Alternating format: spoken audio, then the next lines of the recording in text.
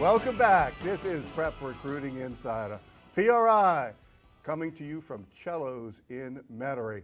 I'm your head coach, Rick GAILLE, along with our Prep Recruiting Insider himself, Renee Nadeau. And today we are joined by two outstanding Jesuit players, two offensive linemen.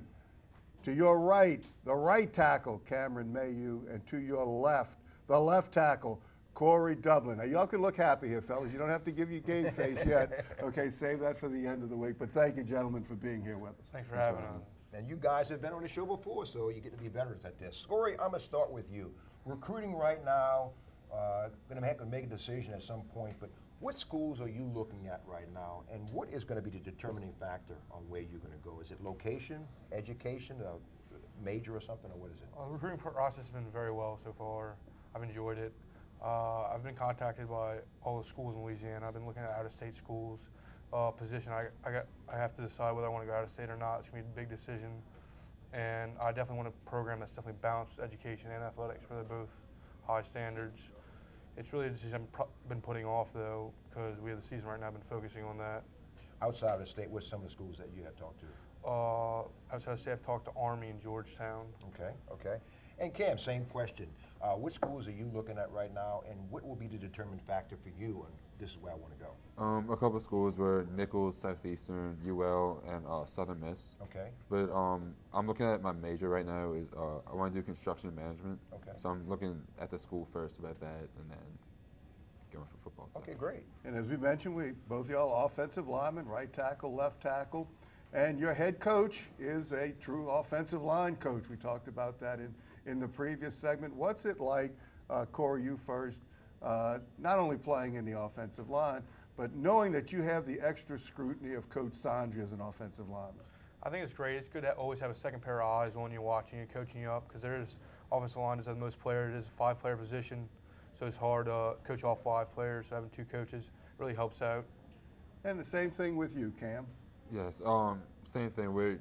It's just such a detailed position. We need more than one set of eyes. We have Coach Sandri, Coach Felder, and Coach Jarrett. They're always helping us with our techniques and everything. So no step gets unscrutinized, right? They are on top of you every step of the way, and that shows in your play, by the way. You look back at the history of Jesuit, and a couple of guys who come to mind, Bob Wynn and Corey Hilliard, who went on and played, Corey went and played in the NFL. Cam, I'm going to start with you. That's a lot of history there with Jesuit linemen. You kind of a guy, you lock in pretty well. You seem like technique sound, but the cerebral part of it, you have to be smart to be an offensive lineman. Why is education so important to you? A lot of credit goes to Jesuit for that, because we have 7 classes a day, so we have to stay focused all day for class, and then we'll have 2-3 hours of football after that. So we just have to stay locked in all day, just to stay focused on everything. Now, talk about scrutiny. I know, Corey, your family pretty well, and your uncle and your grandfather played pro football. So Mark Sandri is one thing, but I know when you get home, you're going to get under the microscope a little bit. But anyway, you do have to be smart to be an offensive lineman, but you also wrestled and won the state championship at 285-pound class. How did wrestling help you be a better lineman? Wrestling helps you tremendously. It helps you with balance and just being agile and quick on your feet. Also keeps you nimble, so you stretch in a lot of wrestling, and it keeps you prevents injuries. Okay. And instead of talking about yourself, I'm gonna have you talk about your teammate here for a bit, so you don't have to brag on yourself. Y'all have been together a long time. Remember, this is a family show. Cameron, tell us what Corey's strongest aspects are. He's a mauler. He'll just go after anybody. He doesn't really care. And Corey, the same thing with Cameron. What are his strong points? Why is he such a good teammate? He's a good leader. He helps the communication on the line, so we all can hear each other. He's good with his technique. Really focuses in on that. He's a good listener. He takes advice. Corey, you played in the state championship a couple of years ago as a starter. Yes, sir. How did that experience help you, and why could this 2016 team 2 years later be just as good? It helped me a lot, tremendously. It was probably one of the biggest games up in my career. It showed me what it takes to be the best, and it was a tremendous experience that I hope to have again this year, which I really think we can have again this year. We have a great team.